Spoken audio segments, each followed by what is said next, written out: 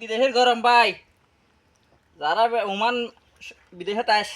আসতে চাইতে লাগু সব বিদেশের গরম কি অবস্থা মাজা হাদি দুরহামত Clear স না। স দুরহাম কি অবস্থা ওই তোমার তো গরম আসল যেতে ডইলে কি অবস্থা দেখতে লাগে না গাত ভিজিয়ে রে সিটিং কে অন্তত নইলো 2 লিটার ভরবি তুন পানি ইন্ডিয়া যাবে না এই দেই এসো এসো এই ইবের মধ্যে ক্ষতি পানি ভরছ